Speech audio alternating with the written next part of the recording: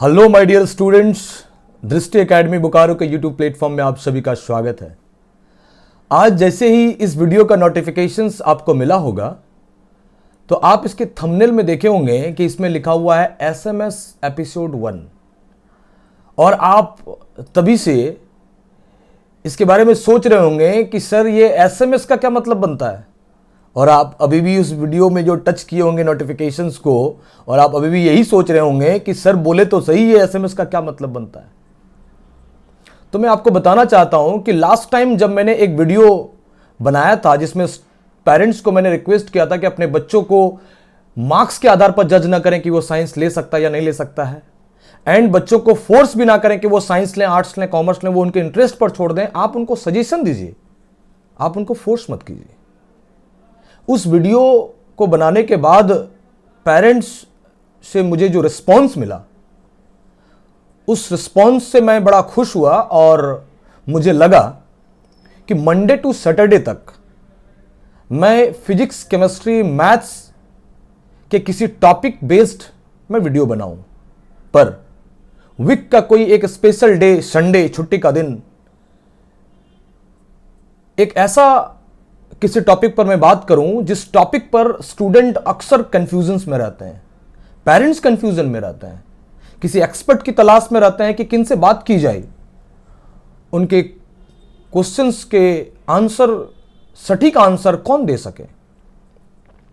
जिसके कारण से मैंने संडे को ये वीडियो बनाने के बारे में सोचा और इसी कारण से मैंने इसका नाम दिया SMS, संडे मॉर्निंग सीरीज। तो संडे मॉर्निंग सीरीज के एपिसोड 1 में आज मैं बात करूंगा स्कूलिंग एंड नॉन स्कूलिंग के कंसेप्ट पर। जैसे कि आप जानते हैं कि अभी अभी कुछ ही दिन हुआ क्लास 10 CBSE का रिजल्ट आए हुए, झारखंड स्टेट बोर्ड के भी रिजल्ट क्लास 10 के आने वाले हैं। इसके बाद बच्चे 11th-12th के लिए कहीं ना कहीं एडमिशंस लेने के बारे में सोच रहे होंगे अभी भी। ऐसे में अभी एक कंसेप्ट चल रहा है नॉन स्कूलिंग का। एट फर्स्ट मैं ये नॉन स्कूलिंग वर्ड को थोड़ा क्लियर कर दूं। नॉन स्कूलिंग मीन्स कुछ ऐसे स्कूल्स हैं जो अपने बच्चे को, जो जेई का प्रिपरेशन कर रहे हैं, जो नेट का प्रिपरेशन कर रहे हैं, उन बच्चों को अटेंडेंस में थोड़ी रिलैक्स दे देते हैं कि भाई आपको रोज आने की प्रॉब्लम्स से मैं आपको रिलैक्सेशन देता हूं कि आपको क्लासेस एवरीडे प्रेजेंट होना कंपलसरी नहीं है। तो बच्चे क्या करें, वो स्कूलिंग को चूज करें या नॉन स्कूलिंग को चूज करें? तो मैं इन दोनों ही पक्ष में बात करूंगा कि स्कूलिंग करने से बेहतर क्या है, नॉन स्कूलिंग करने से बेहतर क्या है, दिक्कतें क्या क्या आती हैं। सबसे पहले तो मैं उन स्टूडेंट्स को कहना चाहता हूं कि ऐसे मैंने अपने लाइफ में बहुत सारे स्टूडेंट्स को देखा है जो 11th-12th में वो कुछ भी नहीं सोचते हैं, ना वो जेई के बारे में सोच रहे हैं, ना वो नेट के बारे में सोच रहे हैं, वो सिर्फ और सिर्फ क्लास 12th के बारे में सोच रहे हैं। आई थिंक उनका ग्रेजुएशन के बाद कुछ ड्रीम होगा, कुछ गोल्स होंगे। तो जो बच्चे IIT के बारे में नहीं सोच रहे हैं, जो बच्चे नीट के बारे में नहीं सोच रहे हैं, उनको सिर्फ क्लास 12th करना है, क्लास 12th के सिलेबस को कंप्लीट करना है बढ़िया से, उनको मैं सजेशन देता हूं कि वो आंख बंद करके वो एक स्कूल्स में एडमिशन ले लें। लेकिन जो बच्चे IIT करना चाहते हैं, जो बच्चे नीट करना चाहते हैं, वो बच्चे आजकल नॉन स्कूलिंग की तरफ मूव कर रहे हैं। इट मींस कि एक ऐसे स्कूल्स में एडमिशंस ले रहे हैं जहां पर अटेंडेंस कंपलसरी नहीं है, अटेंडेंस में थोड़ी रिलैक्सेशन दिए हुए हैं। प्रॉब्लम कहां पर आती है? जब बच्चे किसी स्कूल्स में एडमिशंस लेने के साथ साथ वो किसी ऐसे कोचिंग में जा रहे हैं जहां पर वो IIT के लिए एनरोल किए हुए हैं या नीट के लिए एनरोल किए हुए हैं, तो जब स्कूल्स में कोई टॉपिक चल रहा है और सेम टॉपिक इंस्टीट्यूट में जब नहीं चलता है, और ऑब्वियसली मैक्सिमम ऐसा ही होता है कि नहीं चलता है क्योंकि स्कूल्स वाले थोड़े फास्ट चला देते हैं, क्योंकि स्कूल्स वाले को केवल सिलेबस कंप्लीट करवाना है क्लास 12th का। इसी कारण से उन लोगों को जेई और नेट से मतलब नहीं रहता है।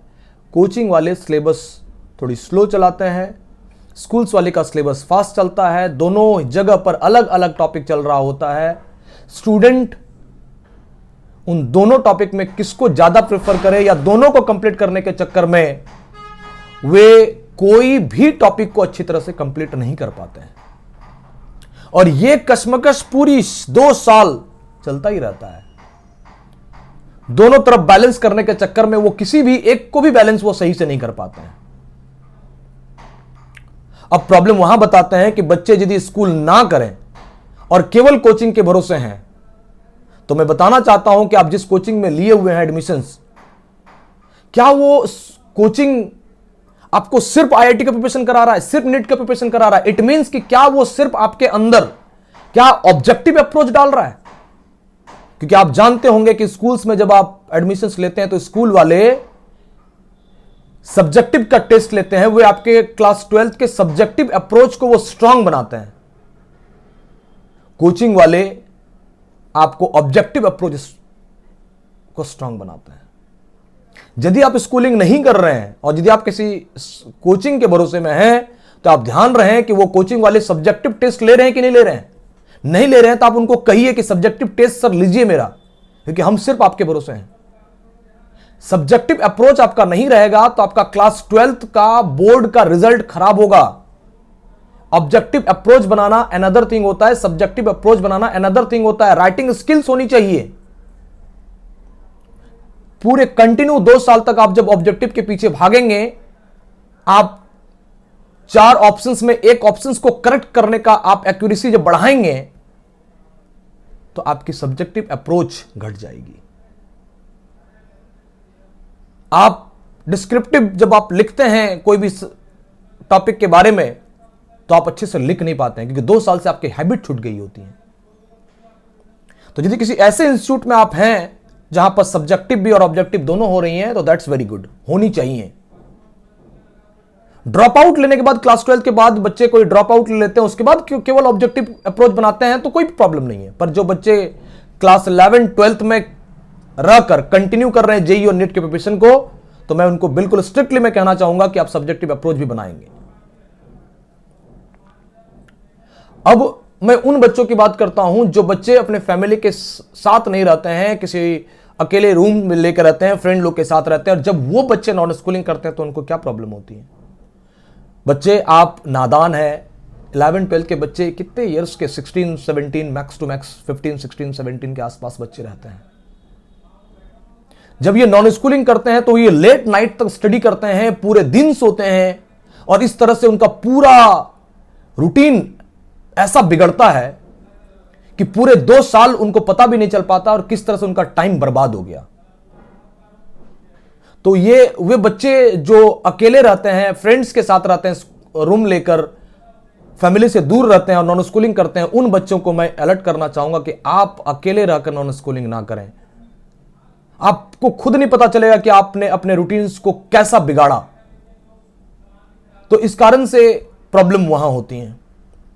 यदि आप बच्चे अपने घर में मम्मी पापा के साथ रहते हैं, और मैं उन पेरेंट्स को कहना चाहूंगा यदि आपके बच्चे वेल डिसिप्लिन्ड हैं,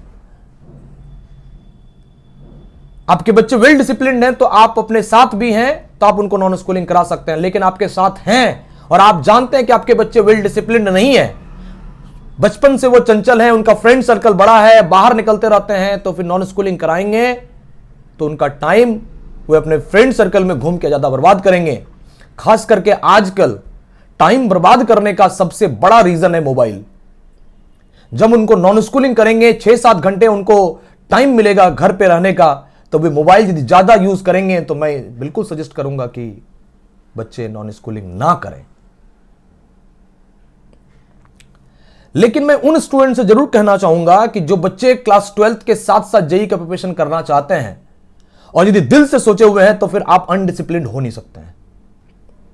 यदि आप अच्छे स्टूडेंट हैं, यदि आप वेल डिसिप्लिन्ड वाले स्टूडेंट हैं, यदि आपका ड्रीम आपके दिलो दिमाग में बैठ चुका है कि you have to crack it, आपको जेईई निकालना है, आपको नीट निकालना है, फिर आप नॉन स्कूलिंग आपको करनी चाहिए। मैं एक छोटा सा रिक्वेस्ट स्कूल अथॉरिटी या स्कूल्स के टीचर को करना चाहूंगा। स्कूल्स के टीचर और अथॉरिटी के सामने मैं सबसे पहले सॉरी बोलता हूं यदि कोई बच्चे, कोई पेरेंट्स, कोई टीचर, स्कूल अथॉरिटी जब अच्छे काम कर रहे हैं तो अप्रिशिएट करता हूं मैं उनके काम को। पर मैं उन स्कूल्स को, स्कूल अथॉरिटी, स्कूल्स टीचर को मैं कहना चाहूंगा कि जब बच्चे आपके यहां एडमिशन्स लेते हैं तो आप सब्जेक्टिव अप्रोच के साथ साथ ऑब्जेक्टिव अप्रोच बच्चों को क्यों नहीं बना पाते हैं? आज बताइए सर कि आज के टाइम में ऐसे कौन से स्कूल हैं जहां पर बच्चे एडमिशन्स लेने के बाद उनको कोचिंग करनी नहीं पड़ती हो? ऐसे कौन से स्कूल हैं? ऐसा क्यों हो गया स्कूल्स का सिस्टम कि आप हमारे यहां एडमिशन तो लीजिए पर आपको पढ़ने के लिए आपको कोचिंग करनी पड़ेगी? सर, एक स्कूल्स का पैसा निकालने में पेरेंट्स का हालत खराब हो जाता है। पूरे मंथ ये सोच सोचकर सेविंग्स करते हैं कि हमको स्कूल्स में देनी है, हमको इंस्टीट्यूट में देनी है, कोचिंग सेंटर में देनी है। स्कूल से ऐसा माहौल क्यों नहीं बना पाता है? बच्चे पेरेंट्स को इस कॉन्फिडेंस में क्यों नहीं ले पाता है कि आपको कोचिंग करने की जरूरत नहीं है? इवन तो मैंने कुछ ऐसे स्कूल्स को देखा है जो किसी इंस्टीट्यूट के साथ वो टाइप करके रखे हुए हैं। जब एडमिशंस लेते हैं तो उन पेरेंट्स को, बच्चे को ये इंस्ट्रक्शन दिया जाता है कि आप फलाना कोचिंग में आप एडमिशंस ले लीजिएगा। भाई, इतना ही हाई अमाउंट जब आपके पास देनी है तो फिर इंस्टीट्यूट क्यों? और यदि कोचिंग ज्वाइन करनी है तो सीबीएसई के किसी लो बजट के स्कूल्स में मैं क्यों ना जाऊं? हाई बजट के स्कूल्स में मैं क्यों जाऊं? ये कौन सा कंसेप्ट चला रहे हैं आप कि हमारे पास एडमिशंस लेनी है तो आपको फलाना कोचिंग जानी पड़ेंगी? स्कूल्स का कंसेप्ट यदि बच्चे के लिए ठीक कर दिया जाए तो फिर क्या प्रॉब्लम है? बच्चे क्यों जाएंगे? सर, बच्चे सुबह उठते हैं, अर्ली मॉर्निंग उठ के वो 2 बजे तक लगभग स्कूल्स में रहते हैं, 2 बजे तक घर आते हैं, फिर वो शाम में कोचिंग चाहते हैं। मैक्स टू मैक्स उनको आफ्टर इवनिंग 3 to 4 आवर का मैक्स टू मैक्स टाइम मिल पाता है। आखिर वो बच्चे हैं। 7 आवर स्कूल्स में बस स्टॉप से लेकर घर पहुंचने तक 7 आवर्स मैक्स मिनिमम टाइम लगता है। 7 आवर्स स्कूल्स प्रिपरेशंस में 3 to 4 आवर के कोचिंग्स, 11 आवर के बाद बॉडी में एनर्जी बचती है स्टूडेंट्स की कि वो सेल्फ स्टडी कर सकें। और ध्यान रहे, मैं उन सभी स्टूडेंट्स को कहना चाहूंगा, यदि कोई इंस्टीट्यूट, यदि कोई स्कूल्स ये आपको गारंटी दे देती है कि आप मेरे पढ़ाई पर पढ़ो, यही आपके लिए एनफ है, तो इससे बड़ा और झूठ कुछ नहीं हो सकता है। आपको यदि जेईई निकालनी है, आपको यदि नीट निकालनी है, तो आपका सेल्फ स्टडी ही आपका रिजल्ट दिलवाएगा। ये गारंटी है। आप किसी के पास भी पढ़ो, आपका सेल्फ स्टडी ही आपका रिजल्ट, आपका रैंक दिलवाएगा। यदि आप सेल्फ स्टडी में टाइम नहीं दे पाते हो तो आप जान लो कि आपके रिजल्ट, आप रैंक से बहुत दूर हो। इस कारण से सेल्फ स्टडी के लिए आप कितना टाइम निकालते हो, आप यह सोचना।